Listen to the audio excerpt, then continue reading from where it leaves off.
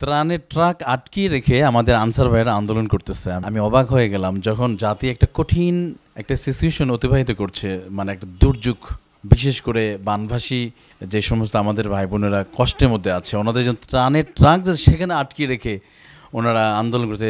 আমাদের আনসার ভাইয়েরা, জানি না ওনার কোন উদ্দেশ্যে, হ্যাঁ দাবি দেওয়া থাকতেই পারে।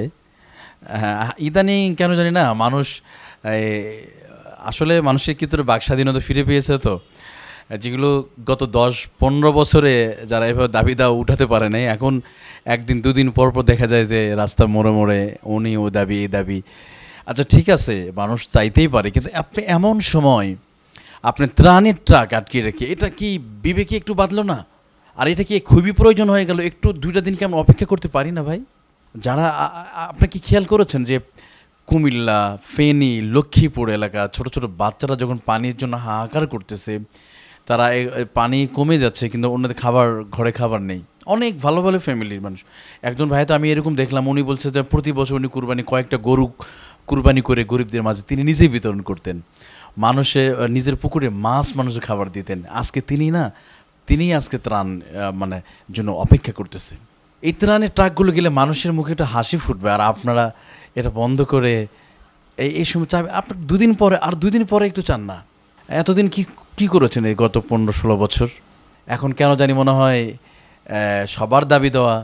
আমি তো মনে করি আমরা হুজুররা, আলেমরা সবচেয়ে বেশি বৈষম্যের শিকার। আলেমরা বেশি বৈষম্যের শিকার। কেন? মুখে দাড়ি থাকলে চাকরি হয় না, মাথায় টুপি থাকলে বিভিন্ন জঙ্গি ট্যাগ লাগায় দেয়া।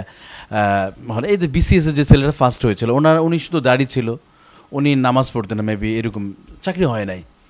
অনেক আলেম ওলামা, এই ইফতেদায়ী মাদ্রাসাগুলো আছে বাংলা, হাজার ইফতেদায়ী মাদ্রাসা, একটার কোনো অনুদান নাই, অথচ প্রাইমারিগুলোতে আছে। তো বৈষম্য শিকার তো সব আলেম ওলামা, হুজুররা।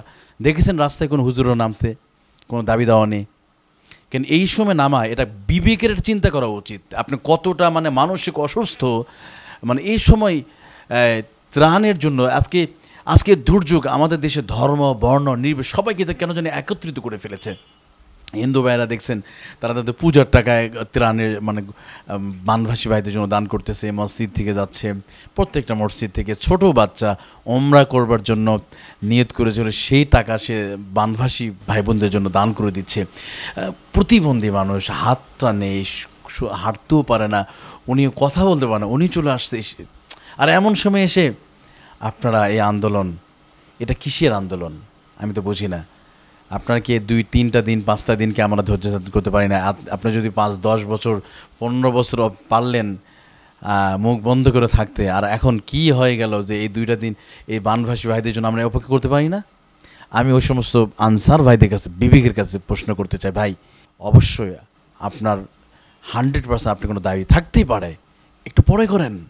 এই মুহূর্তে আসেন, আমরা যেখানে সবাই একত্রিত হয়ে গেছে, কে কোন দল, কোন মতের, কোন ধর্মের, এটা দেখার এখন দরকার নেই। আমাদের একটাই কাজ, বানভাসী ভাইদেরকে আমাদের সেভ করতে হবে, তাদেরকে বাঁচাতে হবে, তাদের পাশে আমাদের দাঁড়াতে হবে।